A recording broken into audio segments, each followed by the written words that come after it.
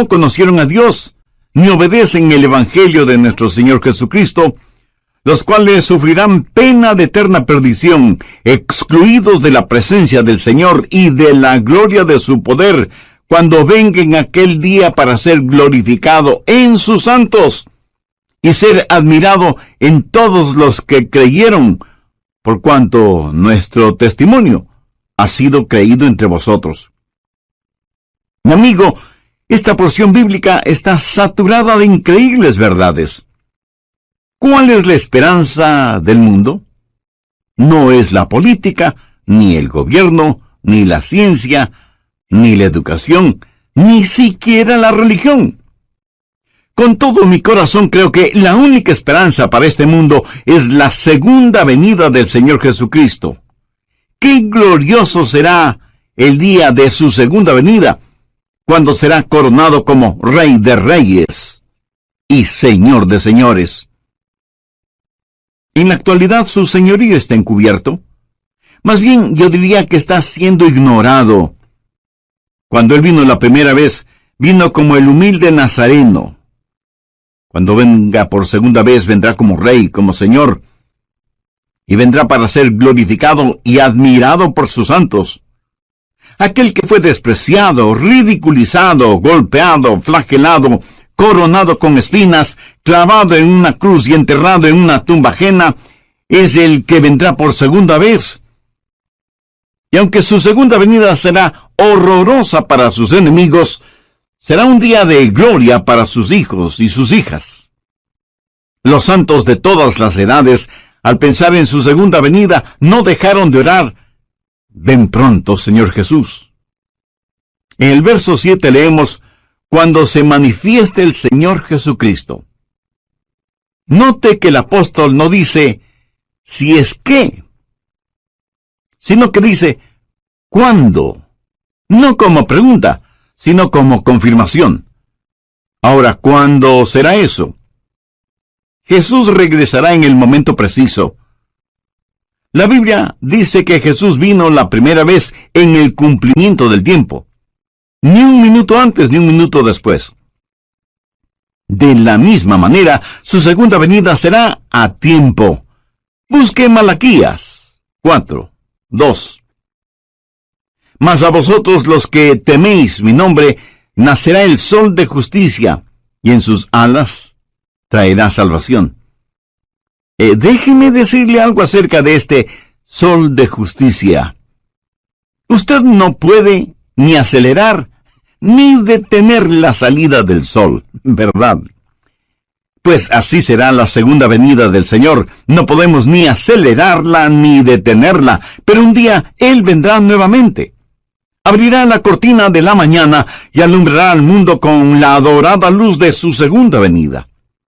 Piense conmigo en lo maravilloso de esa mañana. Mire el verso 10 de 2 Tesalonicenses 1. Cuando venga en aquel día para ser glorificado en sus santos.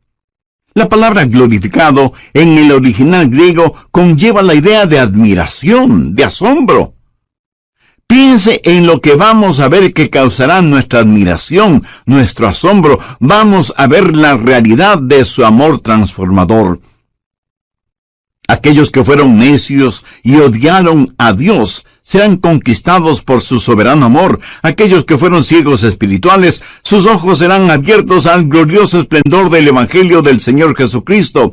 Los que estaban esclavizados por los demonios de la lujuria sexual, o el licor, o las drogas, o lo que sea, serán liberados y justificados.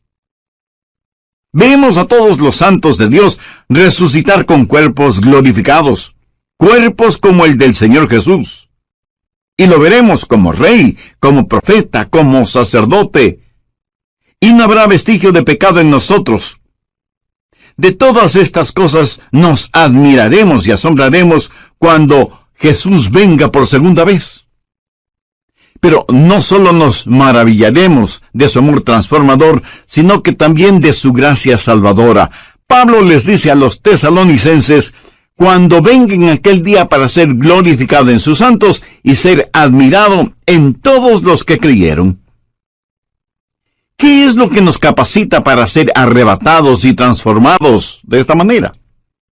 No por nada de bueno que hayamos hecho, sino como la Biblia lo dice tan sencilla pero sublimemente, por haber creído en el Señor Jesucristo. Su amor es el amor transformador que provocará nuestro asombro y su gracia salvadora será motivo de nuestra alabanza. Ahora ponga su atención en la frase «en todos los que creyeron». Piensen eso. Ninguno de ellos se perderá. Ningún hijo o hija de Dios se perderá. Cuando Jesús nos salva, Él nos guarda y protege. Jesús dijo: «Yo les doy vida eterna, y no perecerán jamás, ni nadie las arrebatará de mi mano».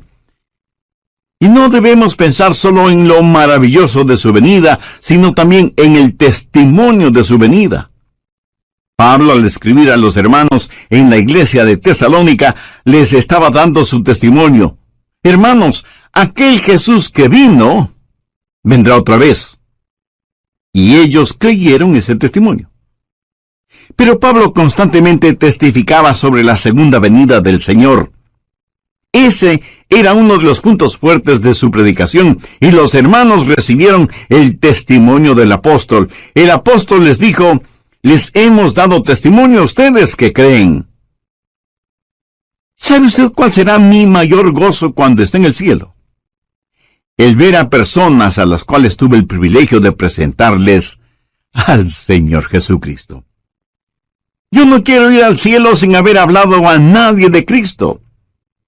Eso sería una vida totalmente desperdiciada, ¿no le parece? De eso está hablando Pablo, de la segunda venida de Cristo, cuando Jesús nos será revelado como Rey y Señor, de que Él vendrá y será admirado por sus santos, y que nuestro testimonio como creyentes debe mostrar que creemos más en lo que dice la palabra de Dios que lo que dicen los periódicos y las revistas. Pero Pablo dice algo más. No solo que usted necesita no atribularse, sino que la segunda verdad es la siguiente: usted no debe dejarse atrapar. No debe dejarse engañar. Busque 2 Tesalonicenses 2 desde el verso 1. Pero con respecto a la venida de nuestro Señor Jesucristo y nuestra reunión con Él, os rogamos, hermanos, que no os dejéis mover fácilmente de vuestro modo de pensar, ni os conturbéis ni por espíritu, ni por palabra, ni por carta como si fuera nuestra, en el sentido de que el día del Señor está cerca. Nadie os engañe en ninguna manera. Ahora, lo que sucedía en la iglesia de Tesalónica es que había una diabólica decepción. Alguien había escrito una carta falsa, firmada con el nombre del apóstol, diciendo que el rapto ya se había realizado y que ahora estaban viviendo en el día del Señor. Y el día del Señor significa tribulación. Y estos hermanos estaban sufriendo porque creían que el rapto ya había sucedido y que ellos habían sido dejados. Por eso el apóstol está desenmascarando esa diabólica mentira y les pide que no se dejen engañar. Hay cualquier cantidad de engañadores y charlatanes espirituales, cualquier cantidad de autoproclamados apóstoles, profetas y maestros que engañan a muchos en nuestros días. Y esa es la razón por la que estamos estudiando profecía bíblica. Pablo les dice a los hermanos: confiad en lo que os decimos. No se atribulen, no se dejen atrapar, no se dejen engañar, no se dejen engañar por nadie de ninguna manera. Y comienza a decir lo que va a suceder para que lo sepamos. ¿Y qué es lo que debemos esperar? Mire desde el verso 3. Nadie os engañe de ninguna manera, porque no vendrá sin que antes venga la apostasía, y se manifieste el hombre de pecado, el hijo de perdición, el cual se opone y se levanta contra todo lo que se llama Dios o es objeto de culto, tanto que se sienta en el templo de Dios como Dios, haciéndose pasar por Dios. ¿No os acordáis que cuando yo estaba todavía con vosotros, os decía esto? Aquí Pablo comienza a hablar de la venida del anticristo, llamado también la bestia, el hombre de pecado, el malvado, el hijo de perdición, y el juicio de Dios viene sobre él. Y Pablo dice que para que el día del Señor se haga realidad, primero tiene que darse la apostasía, y luego vendrá el anticristo, a quien el apóstol lo llama el hombre de pecado.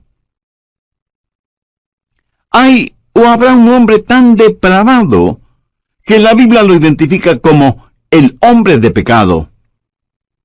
Actualmente estamos viendo cuán lejos ha ido la raza humana. Comenzó con el pecado del hombre y terminará con el hombre de pecado.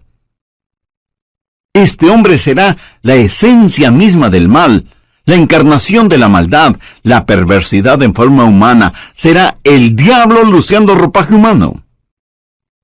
En Apocalipsis 13 se lo identifica como la bestia, que vendrá pretendiendo ser el Cristo, pero solo será un Cristo falsificado. Jesús dijo: el que me ha visto a mí, ha visto al Padre. Cuando el anticristo, la bestia, el hijo de perdición, el hombre de pecado, venga, dirá igualmente: el que me ha visto a mí, ha visto a mi Padre, porque será la encarnación de Satanás. ¿Y qué es lo que él va a hacer? Mire el verso 4. Se opone y se levanta contra todo lo que se llama Dios o es objeto de culto, tanto que se sienta en el templo de Dios como Dios, haciéndose pasar por Dios. La suprema ambición del diablo es el ser adorado. Mire lo que él dijo en Isaías 14:14. Y seré semejante al Altísimo. ¿Lo ve? Satanás quiere recibir adoración. Por eso se opone a Dios y a todo lo que tiene que ver con Dios, y hasta llegará a sentarse en el templo como si fuera Dios. De paso, quiero decir que esto revela que el templo de Jerusalén será reconstruido. La Biblia enseña que vendrá un tiempo de apostasía, de desviarse completamente de la palabra de Dios, y que durante ese tiempo el hombre de pecado, la bestia, el anticristo, será revelado. Por eso Pablo dice en 2 Tesalonicenses 2:3, nadie os engañe en ninguna manera, porque no vendrá sin que antes venga la apostasía y se manifieste el hombre de pecado, el hijo de perdición. Aquí la palabra manifieste literalmente significa que va a ser expuesto, se va a quitar el velo o cortina que lo oculta. Ahora, si el rapto está cercano, eso quiere decir que el anticristo está ya vivo y presente en algún lugar de nuestro planeta Tierra, y está esperando el momento oportuno para darse a conocer, para quitarse el disfraz. El apóstol Pablo dice claramente que ya está en nuestro mundo el espíritu del anticristo. Anote 2 Tesalonicenses 2, los versos 6 y 7. Y ahora vosotros sabéis lo que lo detiene, a fin de que a su debido tiempo se manifieste. Porque ya está en acción el misterio de la iniquidad, solo que hay quien al presente lo detiene, hasta que él a su vez sea quitado de en medio. Aquí se habla del poder que restringe al diablo. Pablo dice que existe en el mundo un espíritu de iniquidad, y por eso es que la maldad es tan prevalente en nuestros días. Estuvo presente en la época de Pablo, tanto como lo está presente en nuestra época. Estamos enfrentando seres espirituales de maldad que están bien organizados, son inteligentes, invisibles, incansables. La Biblia los identifica como el misterio de iniquidad. Es una conspiración diabólica que se hará más fuerte en los últimos días, liderada por el anticristo. Sin embargo, la Biblia dice que esta conspiración está siendo detenida, restringida. Mire nuevamente el verso 7, porque ya está en acción el misterio de la iniquidad, solo que hay quien al presente lo detiene, hasta que él a su vez sea quitado de en medio. ¿Quién es el que restringe a Satanás? Verá, Satanás no puede hacer todo lo que hoy quiere hacer. pero que un día sí lo hará. Hay alguien que detiene a ese anticristo, a este superhombre de Satanás, para que no haga todo lo que quisiera hacer este mismo momento. ¿Quién tiene ese poder para restringir las actividades de Satanás? Es el Espíritu Santo, cuyo ministerio es el ayudar a los santos. Pero no solo eso, sino que también debe restringir a Satanás. Así que el ministerio del Espíritu Santo es doble: ayudar a los santos y restringir la obra del diablo. Cuando el rapto se haga una realidad y los creyentes sean arrebatados para encontrarse con el Señor Jesús en el aire, el Espíritu Santo que vive en nosotros será quitado del camino. Verá, la genuina iglesia cristiana ahora mismo, llena del Espíritu Santo, es el gran obstáculo en la supercarretera de Satanás. Al diablo le encantaría ver desaparecer la iglesia. El diablo quisiera detener la difusión de mensajes como este que le estoy entregando ahora mismo. Satanás estaría feliz si nosotros, hijos e hijas de Dios, juntamente con nuestras oraciones y el Espíritu Santo, no estuviéramos en su camino, porque le somos un impedimento para sus planes. La iglesia, llena del Espíritu Santo, es la fuerza que restringe la obra de Satanás en el mundo. Y si usted cree con toda razón que hay extrema maldad en el mundo, imagínese lo que sería y lo que será cuando el Espíritu Santo y la iglesia sean quitados del mundo. ¿Está usted lleno del Espíritu Santo? Lo estará si tiene a Cristo en su vida. En el programa anterior vimos 2 de 3 extraordinarias verdades que encontramos en 2 Tesalonicenses 1, los versos del 7 al 10. Primera, usted no necesita estar atribulado. Segunda, usted no debe dejarse engañar o atrapar. Bien, prosigamos con nuestro estudio. Uno de estos días, en un abrir y cerrar de ojos, en un parpadeo, seremos arrebatados. Y cuando eso suceda, será el día de fiesta en el infierno. ¿Por qué? Pues porque ya no habrá restricciones para Satanás. ¿Qué es la iglesia? La iglesia es sal y luz. ¿Qué es lo que hace la sal? Bueno, hace varias cosas: purifica, conserva, descontamina, pero también pica, quema e irrita. Somos la sal de la tierra, y cuando la sal sea quitada, comenzará el proceso de purificación. También somos la luz del mundo. Cuando esa luz sea quitada, las tinieblas cubrirán el mundo. Y cuando el Espíritu Santo que mora en cada creyente, que forma el cuerpo de Cristo, que es la iglesia, sea quitado, en ese momento habrá fiesta en el infierno, porque ya no habrá quien restrinja sus actividades. De todas maneras, y por lo general, los incrédulos no tienen ninguna simpatía por nosotros, los creyentes. Piensan que somos raros, necios, testarudos. Piensan que impedimos el avance del progreso, que actuamos a la antigua frente a los avances de la sociedad moderna, que defendemos reglas éticas, morales y espirituales que ya son obsoletas, y así por el estilo. Por eso los incrédulos no tienen ninguna simpatía por nosotros, los creyentes en el Señor Jesucristo. Pero uno de estos días abandonaremos este planeta. Ya no estaremos aquí. Uno de estos días el Espíritu Santo dejará de ejercitar su poder para restringir, y entonces nada impedirá que el turbulento diluvio de la maldad cubra toda la tierra. Ese es el tiempo que la Biblia lo identifica como la gran tribulación. Pablo les dijo a los tesalonicenses que no deben sentirse atribulados, que confíen en sus enseñanzas y que el día del Señor estaba cerca. Pero también les pidió que no se dejen engañar con cartas falsas o por charlatanes que mentían acerca de la segunda venida del Señor, y que el tiempo de la tribulación todavía no había llegado. La tribulación tendrá lugar después del rapto de la iglesia, después de la apostasía, después de que se manifieste el hombre de pecado, el hijo de perdición, el anticristo. Cuando usted entienda lo que el anticristo puede hacer y lo hará, dará gracias a Dios por el ministerio del Espíritu Santo que restringe la actividad diabólica. El anticristo será el diablo encarnado. Ahora escúcheme atentamente.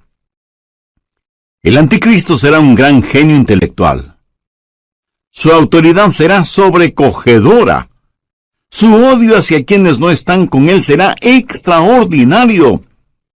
Sus técnicas manipuladoras serán incomparables. Los hombres estarán listos a dar la vida por él.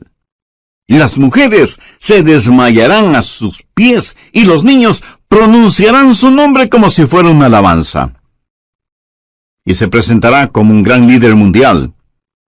Él será parte del plan maestro de Satanás, que convertirá a este mundo en un enorme campo de concentración en donde los seres humanos, todos los seres humanos serán numerados. Este número, esta marca, será lo único que permitirá a hombres y mujeres el comprar o el vender. Él será el sumum de los Atilas, los Hitlers, los Stalins, los Idi Amins, los Saddam Husseins, que han existido y que existirán. Piense, la maldad de todos ellos en un solo hombre. Por eso la Biblia lo identifica como el hombre de pecado. Tendrá registrados a todos los seres humanos en una supercomputadora y bajo un régimen del cual no podrán escapar. Y mientras más las máquinas actúan como hombres y más los hombres actúan como máquinas, será evidente la gran tribulación. Habrá días de tortura y de terror. Y quienes no hayan recibido al Señor Jesucristo como Salvador antes de la tribulación, creerán todas las mentiras del anticristo. Veamos 2 Tesalonicenses 2, los versos 11 y 12. Por esto Dios les envía un poder engañoso para que crean la mentira, a fin de que sean condenados todos los que no creyeron a la verdad, sino que se complacieron en la injusticia. Resumamos un poco lo estudiado hasta este momento. Primero, usted no necesita estar atribulado. Segundo, usted no debe dejarse atrapar o engañar. Tercero, usted no debe abatirse o desanimarse. Mire lo que dice el verso 8. Y entonces se manifestará aquel inicuo a quien el Señor matará con el espíritu de su boca y destruirá con el resplandor de su venida. Note que aquel inicuo específicamente se refiere a una persona, a un hombre, y es a este inicuo al que el Señor destruirá. Y tal vez alguien me pregunte, pastor, ¿qué significa eso de el Señor matará con el espíritu de su boca? Bueno, gracias por la pertinencia de esa pregunta. Para contestarla, permítame a mí hacerle una pregunta. ¿Sabe usted cómo va a ser peleada la batalla de Armagedón? Por si no lo ha notado, la Biblia dice que la batalla de Armagedón se peleará con palabras que saldrán de la boca de Jesús. ¿Cuáles serán esas palabras? 2 sencillas. Eso es. Jesús los consumirá con el espíritu de su boca y con el resplandor de su venida. Amigo, amiga, lo que estoy tratando de decir es que usted no necesita estar atribulado, usted no necesita estar atrapado o engañado, usted no necesita ser abatido o desanimado. ¿Por qué? Se lo digo con toda la unción y la emoción de mi alma, porque Jesús vendrá otra vez. Permítame repetirlo hasta que lo entienda muy bien. Jesús vendrá otra vez. También deseo que aprendas lo siguiente. Hay 2 aspectos de la segunda venida de Cristo. Y cuando se habla de su segunda venida, literalmente se está hablando de su aparición física y corporal entre los hombres. No es primordialmente una determinada fecha, sino más bien una serie de eventos que sucederán cuando nuestro Señor Jesucristo venga nuevamente. ¿Cuáles son algunos de esos eventos? En primer lugar, Él viene por su novia, la iglesia. Y esa venida será dulce y secreta. Mire lo que Pablo dice en 2 Tesalonicenses 2:1. Pero con respecto a la venida de nuestro Señor Jesucristo y nuestra reunión con Él, ¿cómo será su venida? Busque por favor 1 Tesalonicenses 4:16. Porque el Señor mismo, con voz de mando, con voz de arcángel y con trompeta de Dios, descenderá del cielo, y los muertos en Cristo resucitarán primero. Luego nosotros, los que vivimos, los que hayamos quedado, seremos arrebatados juntamente con ellos en las nubes para recibir en el aire, y así estaremos siempre con el Señor. Así que, primero Cristo viene por su novia, la iglesia. En segundo lugar, Cristo viene con su novia, la iglesia. En el rapto, Él viene para arrebatarnos. Luego, después de la tribulación, Él regresa a la tierra con su novia, la iglesia, para reinar y gobernar. Primero Él viene como novio a buscar a su novia, pero luego regresa como rey soberano a gobernar por 1000 años en la tierra. Serán 1000 años gloriosos de un reino de justicia y de equidad. Y lo que va a suceder será lo siguiente. El Señor Jesucristo destruirá al anticristo. Jesús vendrá en toda su majestad. El anticristo tiene un número, el 666, la marca de la bestia, y querrá que todos los seres humanos la tengan. Usted sabe que el número perfecto es el 7, y en ese sentido, el 777 es el número de Jesús. Ahora, teniendo esto en cuenta, note cómo voy a leer 2 Tesalonicenses 2:8. Entonces se manifestará aquel inicuo, o sea, el 666, a quien el Señor, o sea, el 777, matará con el espíritu de su boca y destruirá con el resplandor de su venida. ¿No le parece eso extraordinario? Cuando Jesús vino la primera vez, vino para sufrir, padecer y morir por nosotros. Cuando Él venga la segunda vez, vendrá para reinar en poder. Cuando vino la primera vez, le pusieron una corona de espinas. Cuando venga por segunda vez, lucirá su brillante corona de gloria. Cuando vino la primera vez, vino para morir en lugar de los pecadores. Cuando venga por segunda vez, será para ejecutar el juicio sobre los pecadores no salvos, porque Jesús es tanto Salvador como juez. Él mismo dijo, el Padre a nadie juzga, sino que todo el juicio dio al Hijo. La primera vez que vino para buscar y salvar aquello que se había perdido.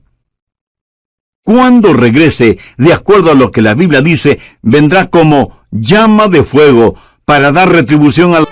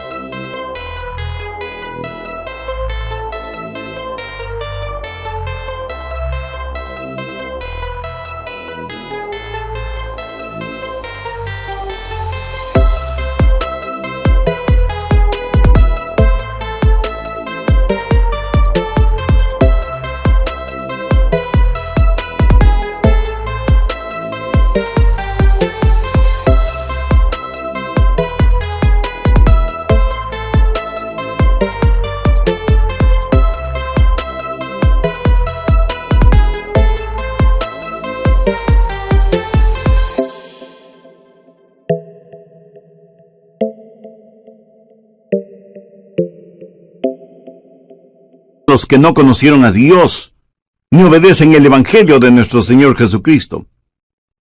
Cuando Jesús vino por primera vez, vino en forma absolutamente humilde. Y aun cuando entró triunfalmente en Jerusalén, lo hizo montado en un burro. Pero la próxima vez que venga, será en poder y gloria. La primera vez los hombres le rechazaron, pero la segunda vez se cumplirá lo que ya está escrito. Vivo yo, dice el Señor, que ante mí se doblará toda rodilla y toda lengua confesará a Dios. ¿Qué hemos aprendido de las Escrituras hoy? Espero que por lo menos 3 cosas. No necesitamos estar atribulados, ni atrapados, ni abatidos. Ahora escúcheme.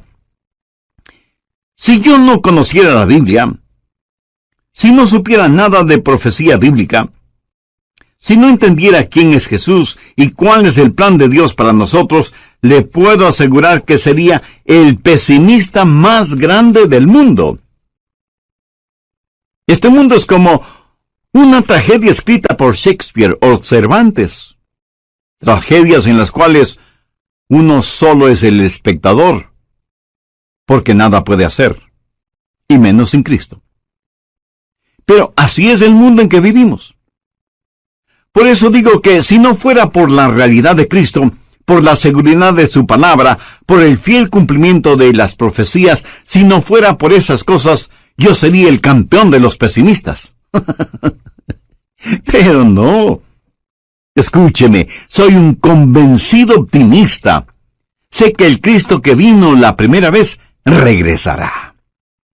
Busque Hechos 1:11. Este mismo Jesús que ha sido tomado de vosotros al cielo, así vendrá como le habéis visto ir al cielo. Significa que estamos en los gloriosos días, que son los del principio del fin. Y necesitamos dar el siguiente paso.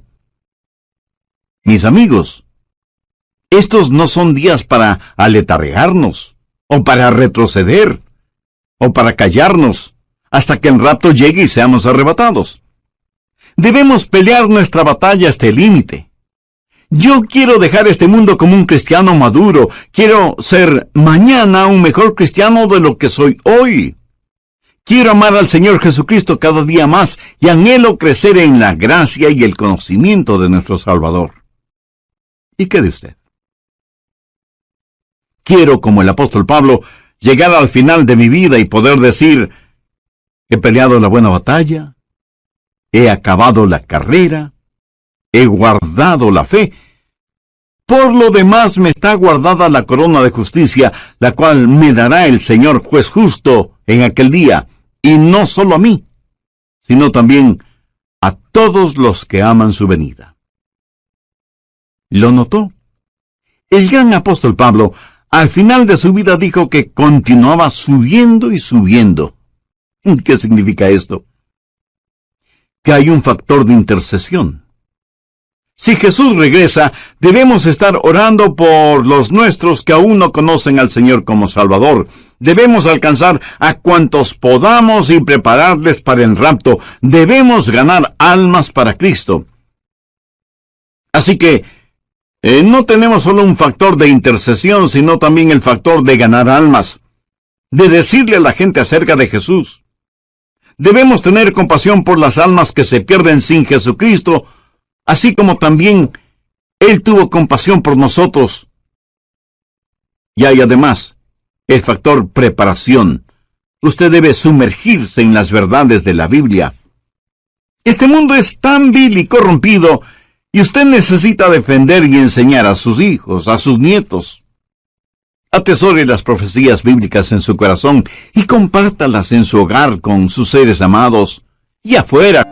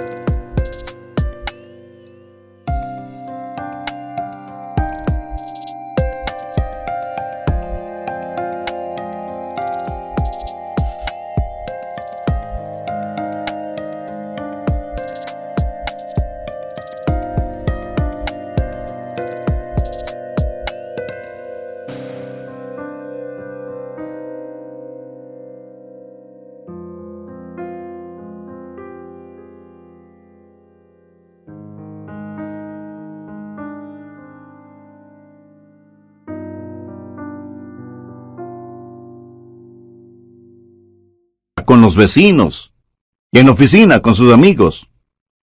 Prepárelos para lo que vendrá sobre este asunto. Yo siento verdadera pena por aquellos que no quieren entender las cosas de Dios y que por lo tanto no tienen un fundamento, una roca sólida en la cual afirmarse durante estos tiempos peligrosos que vivimos. Y finalmente, tenemos el factor del consuelo. Gracias a Dios que podemos decir: ven pronto, Señor Jesús. Ahora, si a usted le molesta la realidad del regreso del Señor Jesucristo, eso quiere decir que usted ama las cosas que este mundo ofrece y consecuentemente no ama a Jesús. Porque si usted amara a Jesús, estaría más que anhelante de su segunda venida. ¿Por qué? Porque ese será un día extraordinario cuando Él venga con sonido de trompeta, y en un abrir y cerrar de ojos seremos arrebatados para encontrarnos con el Señor en el aire. Entonces cada uno de los redimidos podrá decir en forma personal lo que en forma tan convencida dijo el rey David: en cuanto a mí, veré su rostro en justicia, estaré satisfecho cuando despierte a su semejanza. ¿No le gustaría a usted también poder decir lo mismo? Y bien puede, si toma una decisión espiritual por Cristo ahora mismo. Si así lo desea, le invito a repetir conmigo una corta oración. Lo que voy a decir es solo para que le sirva de guía, pero usted ore con sus propias palabras. Dígalas en voz alta o en voz baja, o silenciosamente si así lo prefiere. Pero ore con fe, con sinceridad, con convicción,